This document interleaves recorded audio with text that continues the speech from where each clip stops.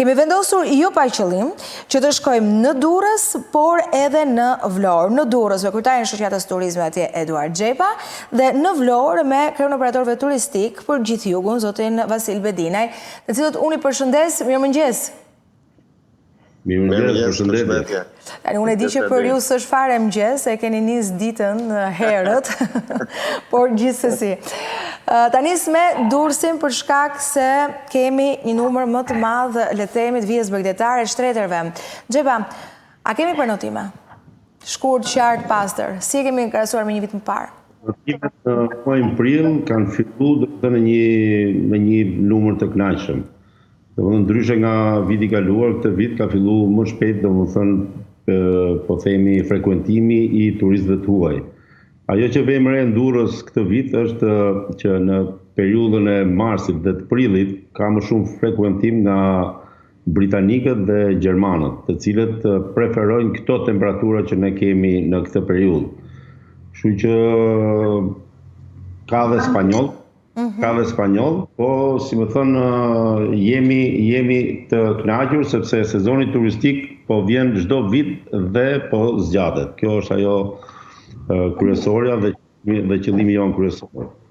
Kështu që themi që verë do jetë pak më e mirë se sa vera e kaluar. Kjo duhet pa me kalimin e kohës, sepse si numër prenotimesh pak a shumë jemi në ato parametra si vjet, edhe si vjet njësoj, por mendojmë që do ketë gjatë kalimit të ditëve do ketë akoma prenotime. Le të shpresojmë. Pse jo. Bedinaj, si paraqitet situata me Vlorën, me jugun, se s'do vetëm në Vlorë? Si janë prenotimet atje? Kush po ju viziton? Jam në të njëjtën linjë që sapo tha Edi, ajo që ka qenë më kryesorja apo përpjekjet tona që janë bërë gjatë gjithë kohës, kanë qenë që të rrisim turizmin kulturor, pra pikërisht turizmin e muajit prill, mars, prill, maj, sepse për muajin e verës e dim që kemi qenë me kapacitet të kënaqshme dhe po ndodh pikërisht kjo.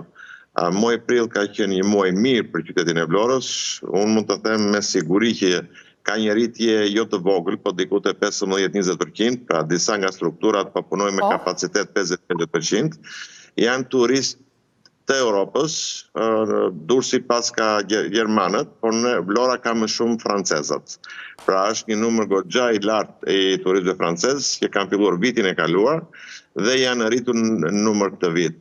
Pra jemi në kushte komode dhe jemi të kënaqur për shkak të kësaj gjëje që kemi dalë nga sezoni veror që ne i themi, pra kemi konsoliduar sezonin veror dhe po shtrim sezonit apo ne të qëndrimit në gjitha strukturat akomoduese dhe turizmi kulturor është ai që e bën këtë, që është për ne shumë i rëndësishëm sepse turistët kulturor janë një kategori tjetër, nuk janë ata turistët e ditëve të nxehta apo të detit, po janë turistë që fillojnë nga veriu deri në jug, eksplorojnë gjithë Shqipërinë. Për fatin tonë të mirë kemi shumë monumente apo ku mund ta kalojnë ditën e tyre duke filluar që nga Shkodra deri në Saran. Pra, ajo që ne kemi lobuar apo kemi bërë marketing të vazhdueshëm për të rritur net të qëndrimit, me sa po shoh po ja dalim. Në rast se do të para disa vitesh mendonim që vinte qershori fillonte puna, tani kemi filluar dhe mendojmë që hyri prilli filloi puna. Pra jemi mirë, themi jemi mirë. Nuk është se po ndikonte pyetja jote e emisionit. Mos dil atje, Bedinaj, se më jeni bërë të gjithë nga pak gazetar. Pa shkuar atje tek fushata, dua të pyes pak edhe ju, po edhe zotin Xhepa, se e mbaj mend shumë mirë kur bisedonim së bashku live transmetime drejt për drejta, ka qenë shumë kujdesshëm vjet të thoje që kujdes me çmimet. Edhe zoti Bedinaj, po ashtu se unë pa frikë të dyve ju konsideroj miq të këtij rrugtimi dhe të bashkëbisedimeve që ne bëjmë, që i vlejnë të gjithë publikut. Me abuzime, Bedinaj, po ashtu dhe ju keni thënë që ne përpiqemi që të kemi shumë të mira oferta të mos abuzojmë. Po si vjet, çfarë do të ndodhë? Do me thënë këtë vit, se si keni dalë me çmimet, me qëse në pjesën e parë më tha që jeni të kënaqur me turistët dhe me prenotimet. Po çmimet sa janë, se kjo është ajo për cilën e pyesim para se të vim Vlora, po të shkojmë tek në Durrës. Mos bëjmë reklam. Që të kemi këtë frekuentim apo këtë rritje të numrit turistëve, do të thotë që edhe ne si operator turistik jemi me këmbë në tokë. Nuk mund të them që 100% e struktura akomoduese bëjnë të gjithë gjë, por ata që përpiqen të rrisin çmimin për shkak të rritjes së numrit të kërkesave. E dim vetë se si përfundojnë, punojnë disa ditë dhe pjesën tjetër pastaj u mbasin. Pra, që jemi këtu ku jemi, që kemi një numër në rritje çdo vit të turistëve, do të thotë që ne jemi shumë mirë me ofertat, dhe këtu po flas me ofertat që ne bëjmë me early booking apo ofertat që japim 6 muaj përpara për të thithur pikërisht turizmin kulturor. Po, më thuaj edhe një çmim Bedinaj. Mund të thuash konkretisht? Çmimet? Patjetër po, për turizëm kulturor, për shtrijen e sezonit, siç e themi ne, na intereson që të japim oferta të ulta dhe të rrisim numrin e netëve të qëndrimit në hotele. Aktualisht në Vlorë po punohet me çmimet jo më shumë se 7.000 lek nata për dhomë, pra 3.500 lek personi me mëngjes. Mund të ketë edhe hotele që punojnë me 6.000 lek për dhomë, apo 3.000 lek për personi, apo e përkthyen në euro, 60-70 euro dhoma dopje me mëngjes në struktura me 4 apo me 5 hyje. Dhe do të rrim këtu me këto çmime deri nga mesi majit, dhe pastaj fillon riqiklimi. Deri në qershor, deri në mes të majit, nuk e çoni deri në fund me këto çmime, jo. I kemi fashat sezoni ulët, sezoni mesëm dhe sezoni i lartë, por mendoj që është në parësi, ne duam që të kemi, ajo që thash pak më lartë, kryesorja për ne është që të rrisim netët e qëndrimit, dhe kur shikojmë që kemi stabilizuar çmimet dhe kemi kërkesa për turistët na vinë, e dim se ku rrim. Nëse jemi lart ulemi, nëse jemi poshtë ngrihemi, pra dim ta menaxhojmë më së miri. Se vend diskutim. Vetëm thjesht doja ta kisha si informacion. Xhepa, nëse vim në Durrës sot ose turistët huaj, me çfarë paketash vinë? Çfarë çmimesh kanë dhe sa do të rriten ato në të ardhmen në pikun e sezonit? Nëse qershor korrik gush po them unë, ose në mes të majit, sikur se thot Bedinaj.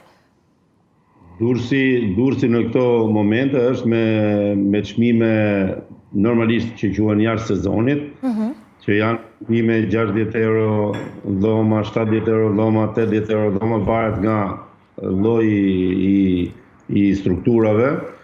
Kështu që në momentin që hyn sezoni i pikut, këto çmime rriten në 20%, në 30%, domethënë që janë gjëra që normale për korrikun dhe gushtin. Kështu që në përgjithësi, në Durrës, duke qenë se ka dhe shumë kapacitete, shfrytëzohen të gjithë llojet e paketave turistike, full board, half board, edhe vetëm me mëngjes. Domethënë, ka frekuentim Durrësit të gjithë llojet të tipologjive të hotelërisë.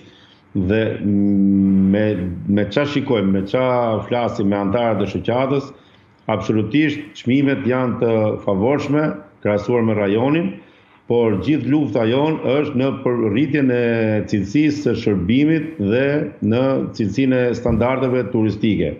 Kështu që Durrësi është pothuajse gjithë operatorët turistik janë gati për sezonin turistik, përgatitjet për sezonin turistik këtë vit kanë filluar më herët për shkak të nxitjeve që kemi pas nga pronotimet më të hershme këtë vit. Po ashtu dhe pushteti vendor po punon dhe po rregullon gjithë ato projekte infrastrukturore të cilët duhet i përfundoj sa më shpejt përpara se sezoni të fillojë ngarkesat maksimale. Kështu që pjesë ndërtimi në Durrës ka, edhe në Vlorë dhe në gjithë Shqipërinë, dhe me çfarë kemi diskutuar, të gjithë turistët e huaj nuk është se e shohin si problem. E shohin si një vend në zhvillim dhe mendojmë që nuk është asnjë gjë e keqe që jemi në proces ndërtimi. Por e rëndësishme është që të bëjmë një planifikim që gjatë periudhës së sezonit pik të mos kemi ndërtime. Çfarë janë për të bëhen tani përpara se sa të afrohet, po themi qershori. Mos tjetë një kantier. Xhepa, më duket mua, po e kam perceptim të gabuar, ju gjithnjë më pak po flisni për mungesë punëtorësh. Do të thotë që e kemi të rregulluar me prurjet nga jashtë, ju jeni të sistemuar deri diku? Unë kam thënë dhe herë tjetër dhe e them prapë që baza jonë janë punonjësit shqiptarë. Dhe gjithë vendet vakante që ne kemi të paplotësuara po i plotësojmë me punonjës të huaj. Agjensitë të cilët po merren me këto punë, po funksionojnë rregullisht dhe po i furnizojnë të gjithë subjektet që kanë nevojë për punonjës të niveleve të nga më të ndryshmet. Po kryesisht punojësit e huaj që vinë për nivele, po themi, pastrimi, ndihmës në kuzhinë, ndihmës në kamarierë, kështu gjërash. Nuk është se vinë persona që janë të kualifikuar dhe të marrin pozicione të rëndësishme në strukturat turistike shqiptare. Kështu që këtë vit unë shikoj që agjensitë turistike agjensitë e punësimit janë të konsoliduara, ndryshe nga vjet apo par vjet, të cilët akoma nuk ishin formuar dhe akoma nuk ishin krijuar ato procedurat e rregullta, kështu që themi që nuk ka problem për fuqi punëtore. Ndërkohë që edhe vetë shqiptarët në Shqipëri po ndërgjegjësohen që punën në strukturat turistike duhet ta shikojnë si profesion dhe jo si një punë për të kaluar një sezon apo për të kaluar një vit apo për të kaluar një moment pauze që kanë në jetën e tyre. Ndryshe pastaj nuk ka se si zhvillohet turizmi. Kështu që kjo është situata për punonjësit. Po, keni zgjidhur çështjen e punonjësve? Para se të përgjigjesh, Greqia ka patur disa probleme sa i takon çështjeve të cilat lidhen me fenomene natyrore, jo tërmete të pritshme etj. Ndërkohë ne e dimë që Greqia na merr pjesë të mirë të shqiptarëve të cilët punojnë në mënyrë sezonale. A do ta arrijmë ta shfrytëzojmë këtë problematik të tyre ne për të mos na rrjedhur, sepse pjesa më e madhe, ka thënë Zaktopuzi, bizneseve atje mbahen pikërisht me punonjësit tanë. Shiko, për sa i përket ishujve të Greqisë të cilët kanë pasur probleme, nuk besoj se do të ndikoj këtë vit, sepse Greqia ka 12 ca ishuj turistik, kështu nuk vuan për ishuj, aq më tepër që njerëzit, një pjesë e tyre mbas pandemisë janë çliruar më tani, nuk është se ndikohen nga Afrika apo diçka tjetër. Për sa i përket fuqisë punëtore, që pjesa më e madhe e jona është atje, pra në çdo hotel, në çdo restorant dhe bar të Greqisë gjen punonjës shqiptar, jo vetëm punonjës, por edhe pronar që janë atje. Unë uroj dhe shpresoj që një ditë ta kuptojnë që paga më e lartë është në Shqipëri, sepse kam pasur kontakte të ndryshme me punonjës që janë andej dhe i kam pyetur se sa paguhen dhe i kam siguruar që paga më e lartë është në Shqipëri në këtë sektor se sa në Greqi.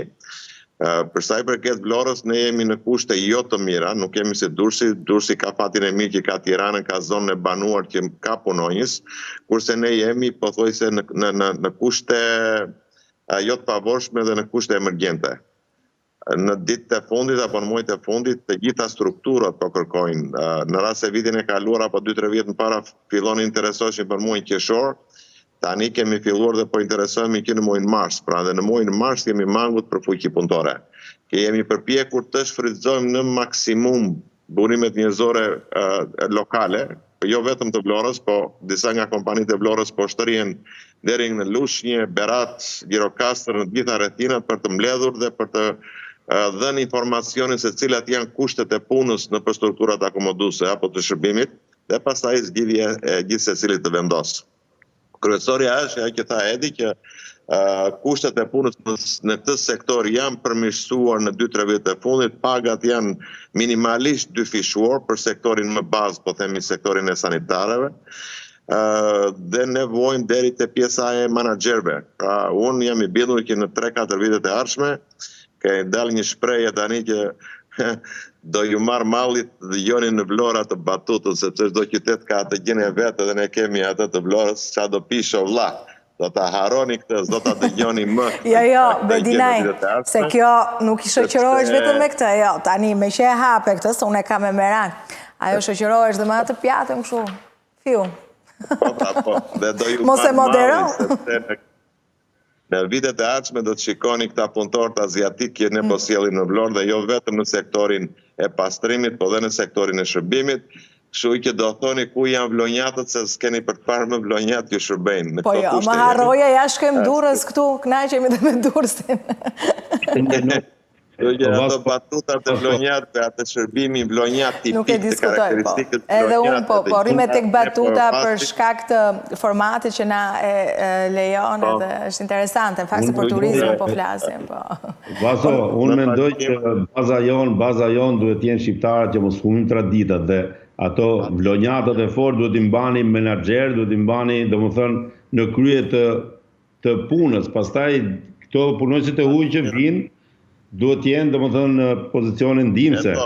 Sepse e di pse them pas punë jam minus 100 punonjës sot. E di sepse unë siç e shoh me syun tim, e shoh që të gjithë turistët e huaj që vinë në Shqipëri, gjëja kryesore përveç klimës, përveç ajrit, përveç diellit, përveç ujit, gjëja kryesore që ata vinë janë shumë kuriozitar të shohin prodhimin vendas, të na shohin ne çfarë temperamenti kemi, si punojmë, si jetojmë, si sillemi, edhe me një gabim ndoshta në shërbim, kuptimin e fjalës, kuptimin profesional të fjalës, ato jo e falin, po i pëlqen se është një gjë ndryshe, domethënë.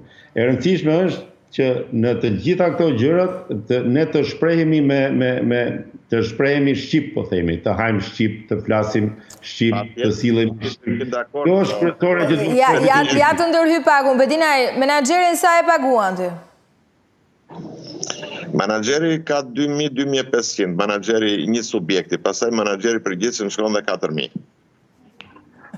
Kështu drogat nuk është se janë, plus kushteve të tjera që kanë, bonuset në fund sezonit, bonus në fund vitit, transportin, ka kushte shumë komode. Nuk besoj se një menaxher i një subjekti merr 2.500 euro në Greqi. Po flasim për një punë komode. Kështu që jo vetëm menaxher, po të gjitha. Ajo që thotë Edi, unë jam plotësisht dakord që një turist vjen në Shqipëri për të parë të gjithë karakteristikat e këtij vendi. Për atë vinë, që shërbejnë shqiptarët, por kjo po na çon tek Edi ka 2 vite që kërkon një treg që do të jetë fiks për këto produktet e vendit dhe s'ja kanë bërë, nuk e di. Në maksimum, por Vlora po zgjerohet, shumë struktura akomoduese po ndërtohen nga vitin e vit. Pra nuk është se ka punonjës në Vlorë, aktualisht nuk ka të papun. Nëse dikush është i papun, ai ka qejf të ri papun. Mirë, është tjetër histori kjo. Fushata si po ju ndikon, se kishe me merak edhe mos e harroj unë, se është interesante biseda na përfshin, po. Si dhe mine këte, më beter s'ka. Me buk me vete, s'kemi shit as i bidonuj këtë vit. Se qase ku po i qoj nuk e di. Jemi mësua në fushatat e kaluara që shtronim në një drek, në një dark, bërim në një dorë muhabet këtë vit fare, zero, dhe ujnë e sillin me vete. Po pa tjetër se i vje spaku nga mbrapa, ti e di këtë besoj. E kemi humbur këtë sezon, që mund të quanim dikur që në fushat ato 30 ditë, bërim me qik gjiro, ikim në një shpenzim, këtë radhë, fare, zero, bukën me vete i të. Unë kur të pyet, Kjo tregon që zgjedhjet lira dhe të ndershme. Si ishte kjo, Xhepa? Kjo tregon që të bëhen zgjedhjet lira dhe të ndershme. Inshallah. Se jo, po Bedinaj, më fute një unë të pyeta, ose kur e shtrova, nuk e kisha halla keni bërë gjiro ju tani. E kisha tjetër vënd. E kupton ti, po ti më tregon që aty ka rënë leku, aty s'ka, edhe ju s'po punoni se mendoni që do kishte financime, do bësh në ato tryezat e mëdha, jo se vjes paku, nuk ka. Shko dhe ti në kokër të burgut për këtë. Moj, hajdeni se do të arregullojmë punës paku, do të vajapim pa lek, do të marim në një moment tjetër. Bedinaj, të them të serioziteti, a janë futur në fushat, apo po e mirë mbajnë pak Vlorën? Kjo ishte pyetja, por punojnë që kur të vim atje të mos kemi probleme, pushtetet. I kanë dhënë seriozitet para prak përgatitje që bën? Ajo sepse kam parë shumë fushata në këto 15 vite e fundit. Ky vit unë vërtet ndihem mirë sepse shoh që të gjithë po shohin punën e tyre. Pra në biznes, ata që punojnë nuk është më se dikur që në 30 ditë apo 40 ditë të fushatave njerëzit fokusoheshin te fushata, tani po thoj se po të shofësh nga jashtë duket si neglizhim, base s'është neglizhim, se të gjithë e marrin informacionin e dur nëpërmjet telefonave, rrjeteve sociale apo portaleve të ndryshme, pra nuk janë ato mbledhjet masive apo komunitet i grumbulluar për fushata, po shoh që gjithë njerëzit janë në punën e tyre, pastaj gjithë secili e vendos vetë se çfarë do të bëjë ditën e votimit. Pra, kjo është një gjë shumë pozitive. Përsa i përket strukturave lokale... Unë dua di bashkia, bashkia është në fushat apo bashkia apo bën punë detyrat e saj?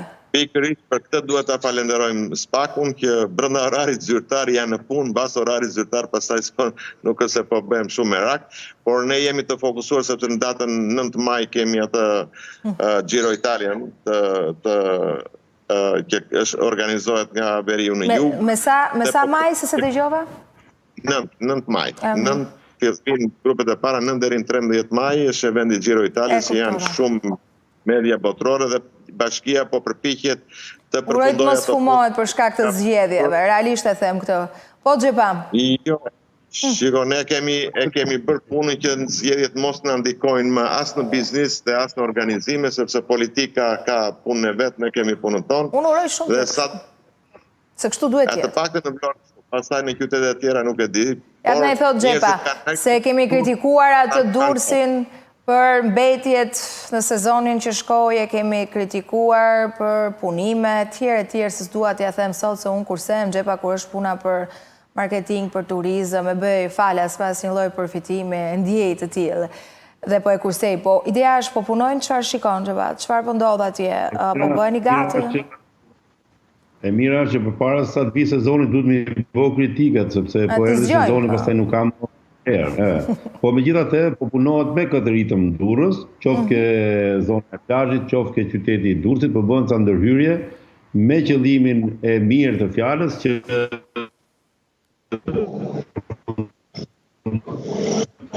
Xhepa nuk e... Po, t'ka ikur zëri, kam vështirë internetin. Po, tani jemi. Jemi. Po, ju thoni që po punohet. Po punohet me ritëm që të përfundojnë sa më shpejt punimet, që mos kemi gjatë sezonit punime, sidomos në zonat urbane, në zonat publike. Fushata, si pas me këtë vit, unë po e shikoj që ka një trend tjetër, nuk është si herët e tjera, është më e qetë, është më racionale, dhe kam përshtypjen që më duket mu sikur edhe qytetarët po lihen më të lirë që të votojnë sipas asaj që mendojnë. Ta shohim në vazhdim, po deri një kjo klimë është. Gjithsesi, domethënë, unë shikoj që fushata nuk po pengon institucionet për të punu dhe për t'i bëu gati të gjitha ato detyrat që kemi për fillimin e sezonit. Kam dhe një pyetje të fundit, nuk e di pse është ende e paqartë ndarja e vijës bregdetare. Më vjen keq herë pas here përmend atë vrasjen që bësh për çështje territori, pastaj është harruar, po duhet sjell në vëmendje se realisht është problem. Nuk na vjen mirë edhe kur në mediumet më të rëndësishme botërore dikush nga po nga radhë e biznesit ngre në mënyrë demonstrative turistët e huaj se s'ka hapësira publike. Në një podcast të kryeministrit dëgjova një ndarje që mu duk interesante. Kam kërkuar një lloj informacioni, po ende nuk e kam të qartë. Çfarë ka ndryshuar? Si do të jetë ndarja? Xhepa, e kam atë që sa keni si njësite, aq do keni vijë bregdetare, po tani çfarë ndodh konkretisht? Se ka patur shumë informacione. Është përcaktuar, ndarja është përcaktuar me ligj shumë saktë. Në çdo 1000 metra vijë lineare bregdetare, 300 metra janë publike. Po këto nuk janë 300 metra bashkë, po janë rast pas rasti në 1000 metra si pas pozicionimit të hoteleve. Do më thënë, këto 300 metra në çdo 1000 metra duhet të jenë pa tjetër o publike bosh, ose të përdorura nga bashkia me shezlona, me një çmim dysheme simbolik për qytetarët të cilët kanë dëshirë të kenë shezlona dhe çadra. Por të përcaktuar, kjo është përcaktuar shumë mirë në ligj dhe është shumë e qartë nga të gjithë. Problemi është që a do zbatohet siç është në ligj apo jo. Këtë ja kemi shkuar edhe pushtetit vendor dhe pushtetit qendror në takimet që kemi pas. Kërkesa jone vetme është që të respektohet për të gjithë njësoj ai ligj që është vendos. Kjo është gjëja kryesore. Nëse zbatohet, unë mendoj që do jetë një gjë shumë e mirë për të gjithë sektorin e turizmit. Është kështu, Bedine, ndane ju të njëjtin mendim? E njëjta gjë është, ashtu që e analizoj dhe Edi, ajo që presim, kemi bërë telefonata ditët e fundit në Bashkinë e Vlorës për të na dhënë kontratat, pra të gjitha strukturat që janë kualifikuar për të marrë plazhet në përdorim, duhet të ishin pajisur tashmë me kontratat përkatëse që të vazhdojmë dhe t'i bëjmë gati. Uroj dhe shpresoj shumë, por nuk jam shumë optimist që do të zbatohet ligji që është në fuqi, për ato që tha Edi pak më lart. Do ndodhin, do të kemi dhe sherrë, do të kemi dhe përplasje, sepse jo të gjitha strukturat kanë të njëjtin ritëm të punës apo të njëjtin bashkëpunim me njëri tjetrin. Kur ne kemi thënë që duhet jemi në fund të prillit të pajisur apo i gjithë vija bregdetare duhet jetë ndarë kush pjesa private dhe kush pjesa publike, po shohim që ka vonesa në këtë gjë dhe uroj dhe shpresoj që në ditën në javën e ardhshme apo në dy javët e ardhshme të përcaktohet qartë se ku është plazhi që do të administrohet nga strukturat akomoduese dhe ku është plazhi publik. Deri tashmë unë jam një nga strukturat që kam rreth 10 ditë që pres në vi kontrata që të shkoj të marr parcelën time ashtu siç ma jep ligji, po prit se do firmos se sot, do firmos të nesër. Ajo që po nuhas, që po shoh është që disa punonjës lokal këtu duan të bëjnë ato që kanë bërë çdo vitin, edhe përpiqemi që mos të lejojmë. Por ligji është ligj dhe nëse zbatohet ashtu siç ta hedhi jemi komod. Bedina, ju e keni problemin për shkak se keni vijën bregdetare disi më të kufizuar. Kur them ju, nuk them vetëm për Vlorën, them për gjithë jugu, nuk është e njëjta si në Durrës. Në raport me njësitë pra akomoduese, është e vërtet, por edhe njësitë akomoduese janë shumë herë më të vogla se sa i ka Golemi dhe pjesa e Durrësit. Ne kemi struktura të vogla, për shumë hoteli më i madh në lungomaren e Vlorës është diku me 70 doma, që i takojnë diku te 140 çadra, që i takojnë diku te 700-800 metra katror plazh. Po të ndahet ashtu siç është përcaktuar në ligj, mendoj dhe besoj që ka edhe për publikun dhe për privatin.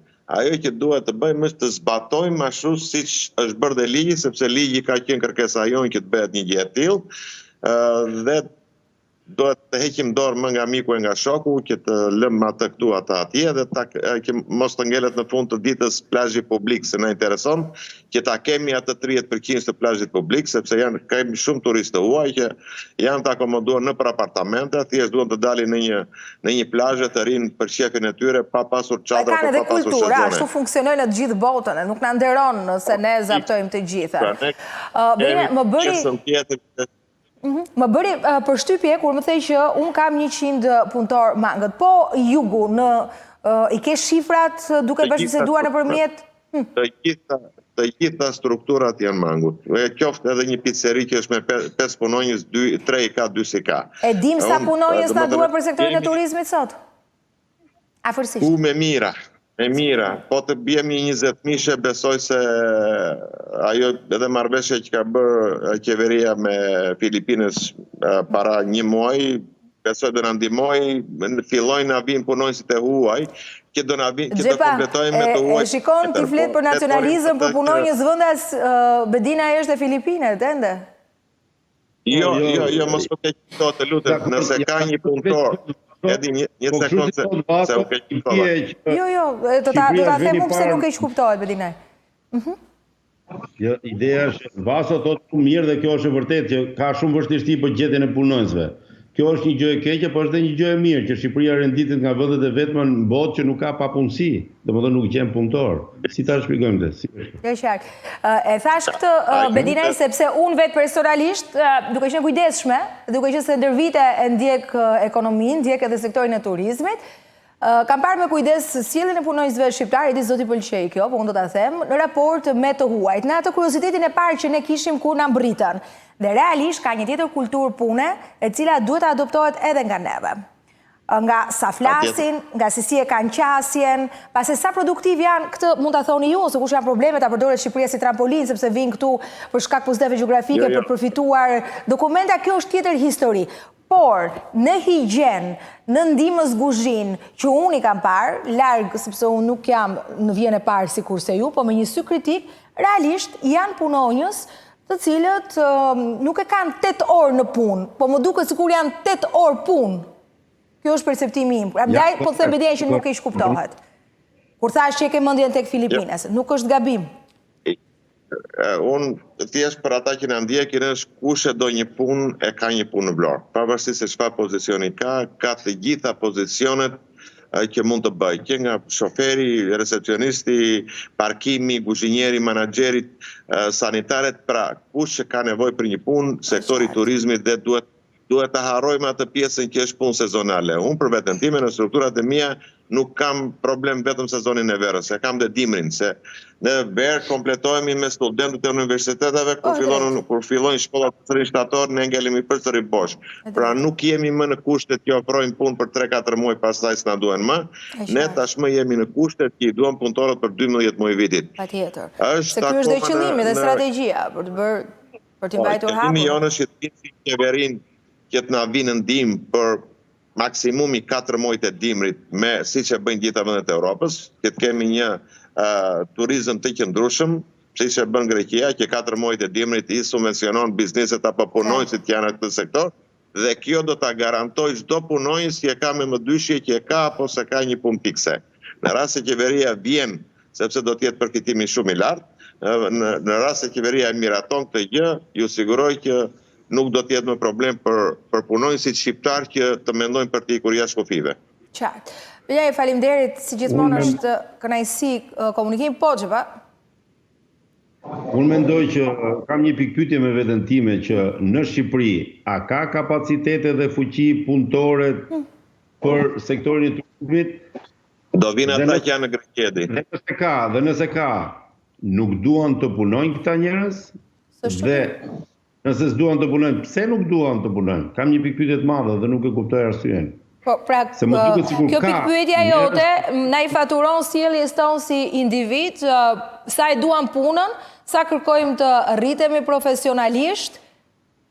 Po vjen pyetja tjetër, çfarë jetojnë? Tjetër je mos e vrit trurin për edhe. S'kemi çfarë të bëjmë atyre. Kush do punë të punoj, kush do bëj xhiro bulevard, s'ke çajme.